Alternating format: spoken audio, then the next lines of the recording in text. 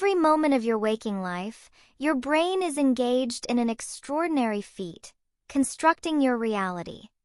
What appears as direct, immediate perception of what's out there is actually a sophisticated interpretation, an ongoing creation assembled from fragments of sensory data.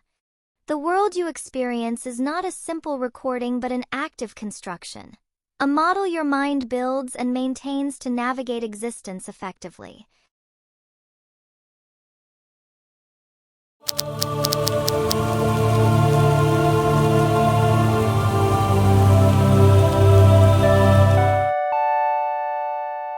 Welcome back to The Human Experience, a Life Contemplation.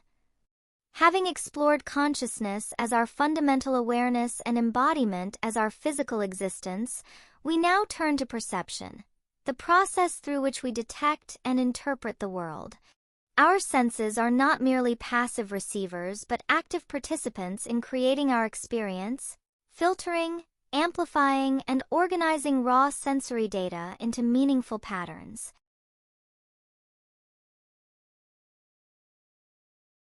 We often take our perception for granted, assuming what we see, hear, and feel reflects an objective reality perfectly. But perception is both more constrained and more creative than we typically recognize. Today we'll explore the fascinating ways our sensory systems both limit and enable our experience, how perception is shaped by both biology and learning, and how our experience of reality is simultaneously shared and deeply personal. Our sensory systems evolved not to provide comprehensive or objective information about the world, but primarily to detect what was useful for survival and reproduction within our specific environmental niche. Each sense has specific capacities and limitations shaped by this evolutionary history. Consider vision. The human eye detects only a narrow band of electromagnetic radiation, what we call visible light. We cannot perceive ultraviolet light like many insects, including bees, or infrared radiation like pit vipers use to detect prey. Our color perception relies primarily on 3 types of cone cells, granting us trichromatic vision. Yet, some birds and fish possess 4 or even 5 types, enabling them to perceive colors and distinctions utterly beyond our imagination. What we experience as the visual world is just one functional, yet limited, interpretation among many possibilities. Our visual system also has a literal blind spot in each eye where the optic nerve connects to the retina, lacking photoreceptor cells.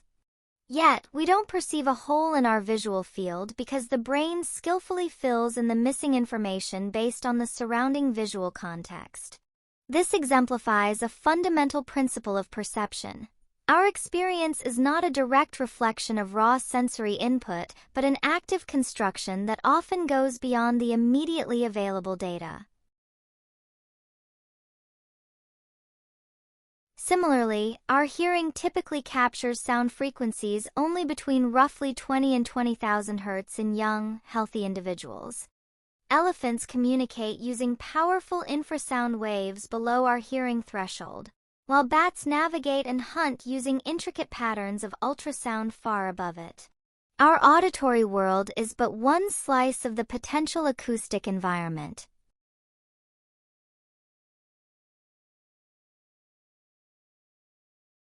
Perhaps most dramatically limited compared to many other mammals is our sense of smell. Humans possess around 400 different types of olfactory receptors. In stark contrast, dogs have closer to 900 types and vastly more receptor cells overall. More importantly, the proportion of the canine brain dedicated to processing olfactory information dwarfs our own. The rich tapestry of sense a dog likely experiences walking down a street is probably as different from our own olfactory world as full-color vision is from seeing only in monochrome. We tend to think of our senses as clear windows onto the world, but they're more accurately described as specialized instruments, finely tuned to detect specific features relevant to our species. there's typically no evolutionary advantage to perceiving absolutely everything. That would be computationally overwhelming and metabolically costly. Instead, our perceptual systems evolved to efficiently detect what was most relevant for our ancestors' survival and reproduction, and largely ignore the rest. We don't perceive reality exactly as it is. We perceive useful, filtered abstractions of it.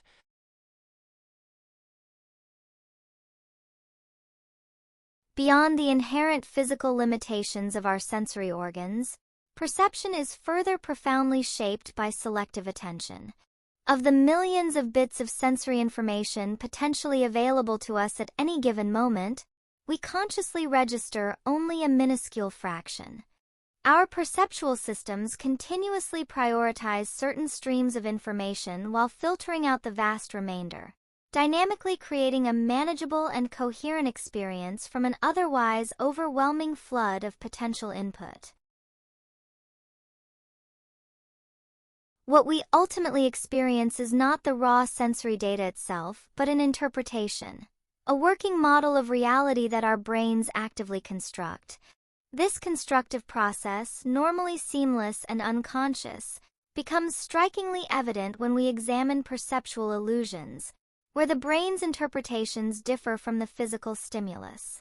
This constructive process is typically highly effective, guiding our actions successfully, but illusions reveal the underlying mechanisms.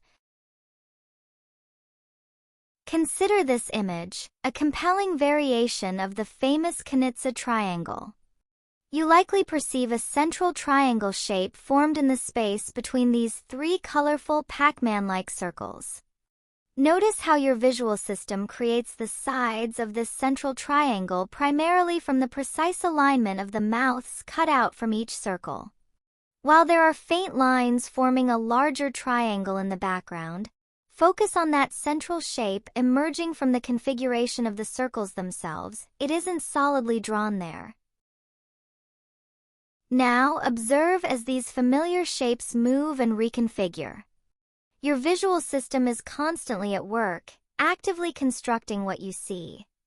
As these Pac-Man-like figures arrange themselves, your brain readily perceives illusory contours and complete forms, often triangles or other shapes, even when only fragments are present. The area defined by these dynamically forming shapes might even seem to stand out or appear more distinct. This isn't a failure or flaw of your perception. Rather, these examples powerfully reveal its normal, highly constructive nature in action, building meaningful patterns from the available data.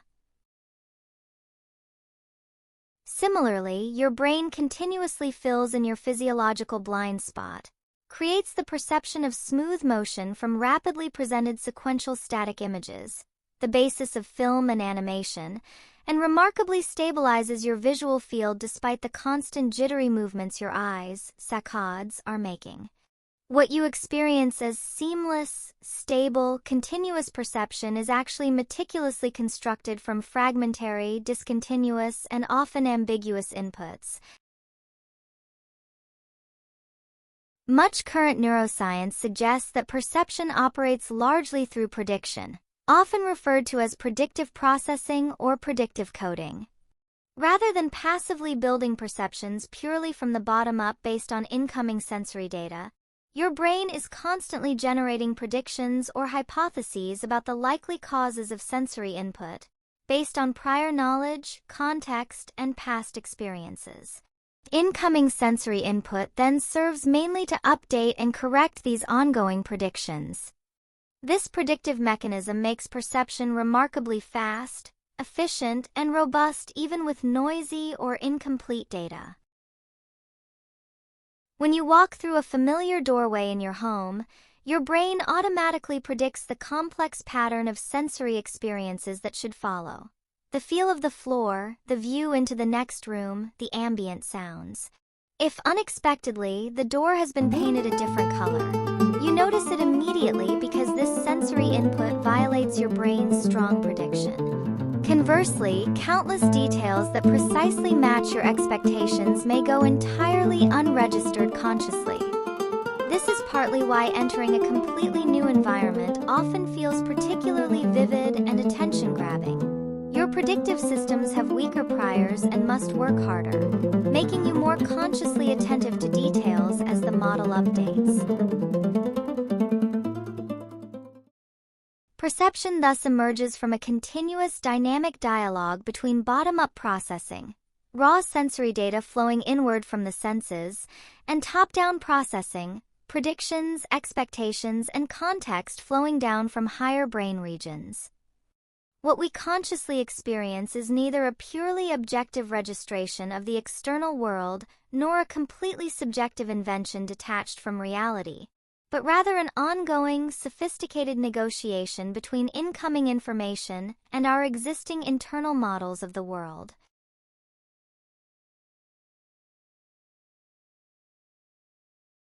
While the fundamental architecture of our perceptual systems is largely innate, determined by our biology, how we interpret sensory information is profoundly shaped and refined by our experiences throughout life. Perception is simultaneously constrained by our biological hardware and educated by our culture, individual learning history, and expertise.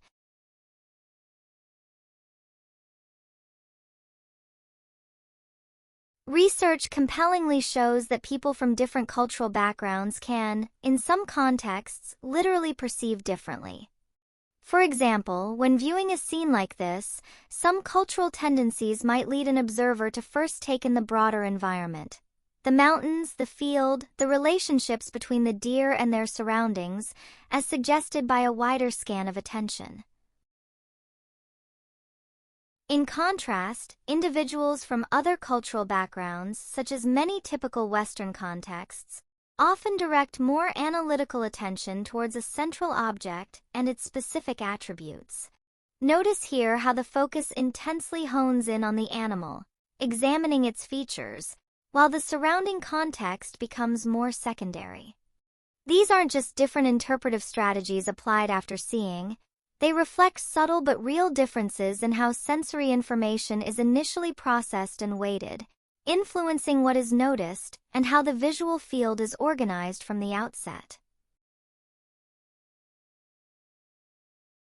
Expertise similarly transforms perception within a domain. Experienced wine connoisseurs don't just possess a larger vocabulary for describing wine, they often demonstrate genuinely different perceptual abilities, capable of distinguishing subtle nuances of flavor and aroma that novices physically cannot detect or differentiate. Likewise, highly trained musicians perceive complex harmonic structures, rhythmic subtleties, and timbral details that untrained listeners might miss entirely. What experts often describe metaphorically as learning to see or learning to hear reflects actual neuroplastic changes in their perceptual processing systems, honed through extensive practice.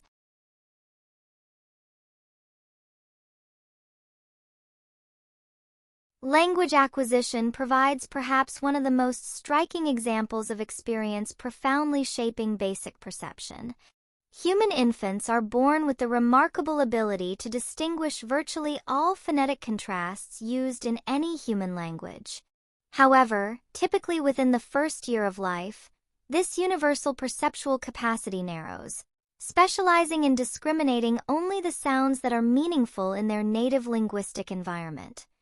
Japanese infants, for instance, gradually lose the ability to reliably distinguish between the English R and L sounds, not because they can no longer physically hear the acoustic difference, but because this specific distinction isn't phonemically relevant in Japanese, leading their perceptual system to effectively merge the categories.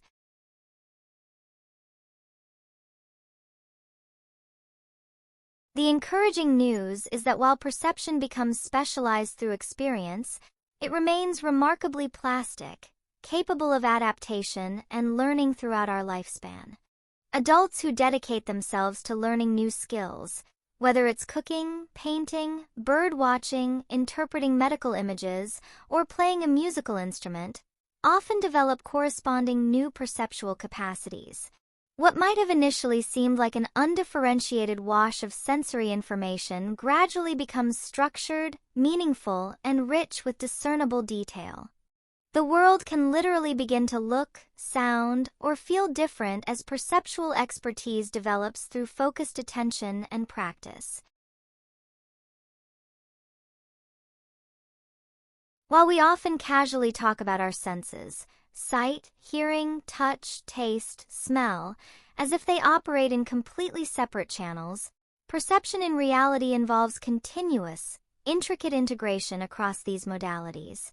What you see profoundly influences what you hear. What you feel can shape what you taste. Your body's posture can affect your mood perception. This cross-modal integration isn't an occasional exception. It's the fundamental rule governing how our perceptual systems construct a unified experience of the world. This seamless blending of senses happens constantly, often beneath our conscious awareness, shaping a unified experience. A dramatic example illustrating this principle of senses influencing each other can be seen when visual and auditory speech cues don't match. First, observe these lips carefully. The visual information clearly suggests one sound being articulated, an open/AAA/sound. Now, listen to this distinct sound E like the E in C. E. What happens when you see those same lips making the /AAA/ shape, but you simultaneously hear the E sound? Many people experience a curious conflict, or find their perception of the sound is subtly altered by what they see. You might even perceive a sound that seems different from either the pure visual or the pure audio.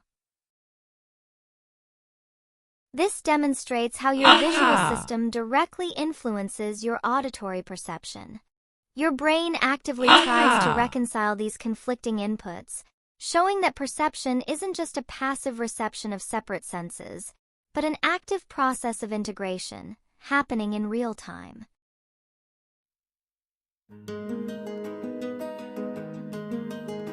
Our complex experience of flavor provides another compelling everyday example of multisensory integration. What we commonly call taste is actually a rich fusion created by the brain combining input from taste receptors on the tongue with crucial information from our sense of smell, retronasal olfaction, along with texture, touch, temperature, appearance, sight, and even the sounds associated with eating, like crunchiness. Research shows wine tasted from a heavier glass can be perceived as richer and more expensive than the identical wines served in a lighter glass. White wine artificially colored red is often described by tasters using terms typically reserved for red wines. These aren't merely psychological biases applied after tasting. They reflect genuine differences in the resulting sensory experience itself, modulated by cross-modal influences.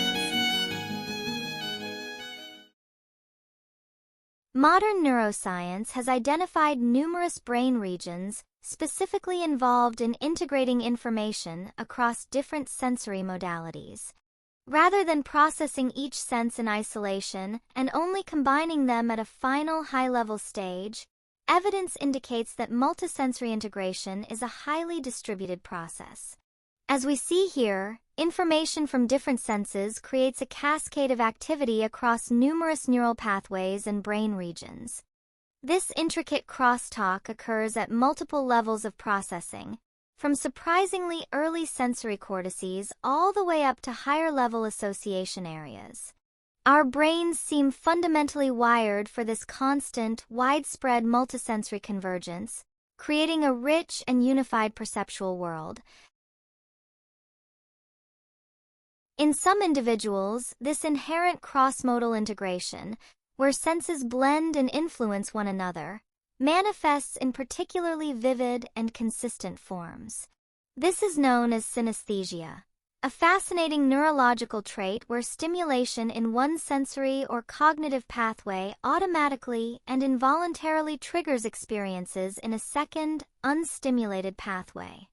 Take Alex, for example, an experienced musician we see here, with a deep connection to sound forged over years of playing. For synesthetes like him, the world can be perceived in extraordinary ways. He might consistently see specific, vibrant colors when hearing musical notes. A C chord might blaze in red, a melancholic melody could paint the air in blues and yellows, all shaped and felt as he interacts with his music.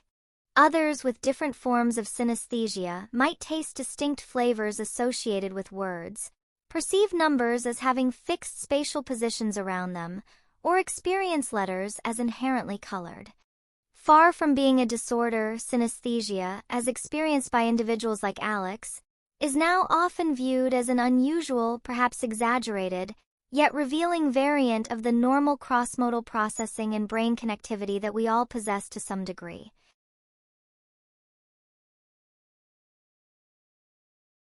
What's particularly fascinating about synesthesia from a developmental perspective is that it might represent a partial retention of more widespread neural connections that exist early in infancy, much like the highly interconnected brain we see initially.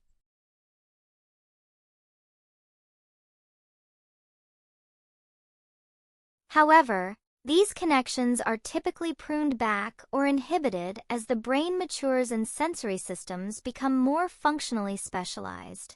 On the left image, we can see an example of a brain that has undergone this neural pruning process, where its connections have become more defined and specialized. Some evidence suggests infants may experience the world in a more synesthetic, less differentiated way initially. Meanwhile, on the right image, we see a model of a synesthete's brain, which is thought to retain more of these innate cross-sensory connections. Studying synesthesia, therefore, not only illuminates the condition itself, but also provides valuable insights into the fundamental plasticity, interconnectedness, and developmental trajectory of perception in all humans.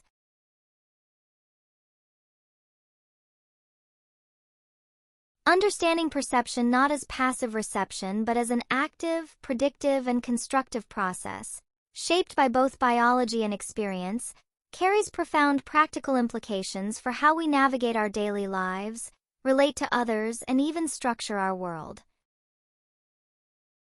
First, this understanding invites us to cultivate greater perceptual awareness and curiosity.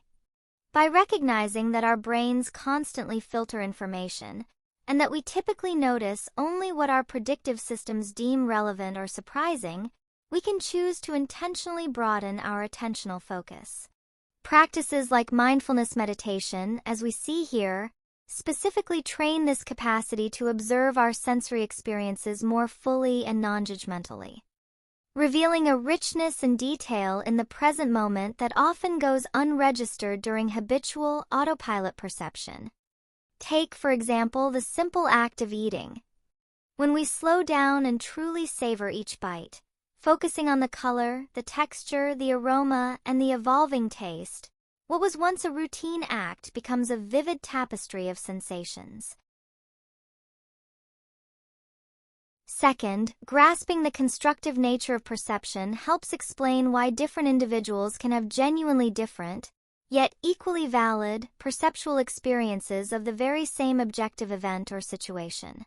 If perception is an active construction profoundly shaped by one's unique prior experiences, learning history, cultural background, and even current physiological state, then it follows that people with different backgrounds and internal states will literally perceive differently at times. This isn't merely a matter of differing opinions formed after perception. The perceptual experience itself can differ. Recognizing this brings clarity to interpersonal misunderstandings and fosters intellectual humility about the assumed completeness or objectivity of our own viewpoint, encouraging curiosity about how others might be experiencing the world. Third, this knowledge enables more intentional and effective design of environments, products, and experiences. Understanding the principles of how human perception works, including sensory limits, cross-modal influences, the role of expectation and attention, allows architects, user interface designers, chefs, educators, artists, musicians, and many others to create experiences that resonate more effectively by working with rather than against our inherent perceptual tendencies. The most compelling and engaging environments, tools, or artworks are often those that strike a careful balance between predictability and surprise, skillfully guiding our attention while offering novel sensory input that updates our internal models in satisfying ways. Finally, understanding perception as an active and adaptable process provides constructive frameworks for navigating the inevitable changes in our own sensory capacities that occur throughout life. Whether dealing with the gradual shifts associated with normal aging, like changes in vision or hearing, or more sudden alterations due to injury or illness, recognizing that perception isn't solely dependent on perfect sensory input is empowering. It highlights the brain's remarkable capacity for neuroplasticity, its ability to reorganize and adapt, finding new ways to integrate remaining sensory information and leverage predictive processes to maintain a functional and meaningful experience of the world, even when the input changes.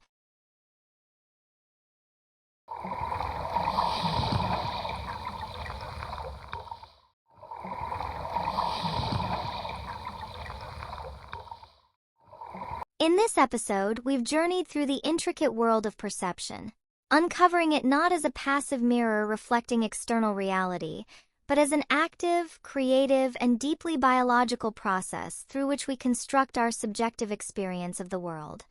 From the inherent limitations and specialized capacities of our individual senses to the powerful ways learning, expectation, and culture shape interpretation, we've seen how the reality we experience emerges dynamically from the constant interplay between incoming sensory data, the brain's predictive modeling, and learned patterns of meaning. In our next episode, we will build directly upon this understanding of perception to explore the equally crucial dimensions of emotions and feelings, the effective currents that constantly color our perceptions, shape our judgments, and powerfully motivate our actions. We'll delve into how emotions arise from the complex interplay between bodily sensations, cognitive appraisals of situations, and our socio-cultural contexts. Until then, I invite you to carry forward a simple practice inspired by today's exploration.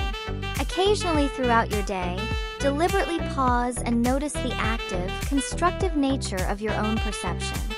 When you become aware of seeing an object, hearing a sound, or feeling a sensation, take just a moment to consider how your own expectations, past experiences, or current focus might be shaping what you notice and how you experience it. By practicing this perceptual flexibility, you engage more directly with the principles we've discussed today, potentially enriching your daily experience and opening yourself to experiencing the familiar world with continually fresh eyes and ears, rediscovering the inherent wonder that so often hides in plain sight. The color of your voice, love, paints frescoes in my mind. A brand new way of seeing the Thank you world for joining this exploration of the human experience.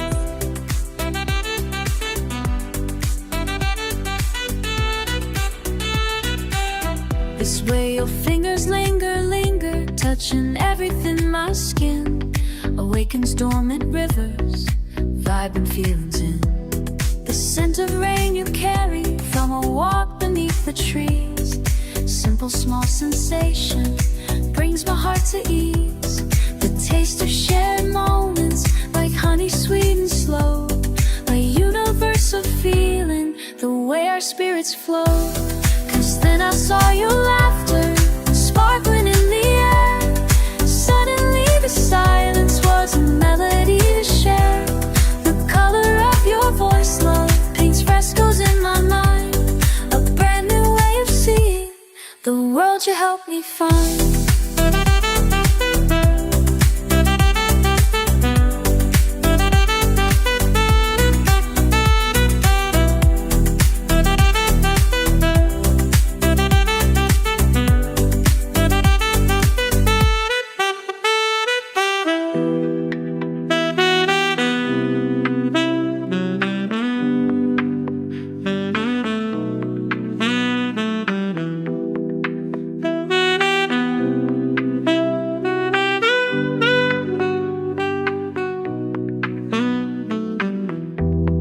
They say it's just perception, the way our brains construe signals, light and echoes, everything feel new. When I'm lost within you, in this world we intertwine, more than just illusion, this feeling so divine.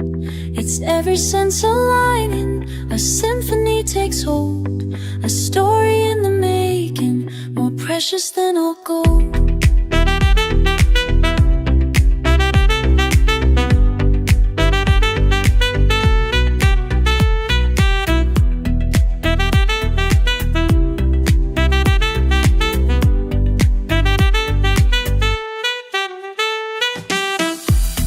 Still I see your laughter sparkling everywhere. Every single silence is a melody to share. The color of your voice, love, paints frescoes in my mind. This beautiful new vision, the world you helped me find. Yeah, the world you helped me find. Through the light I see, I see.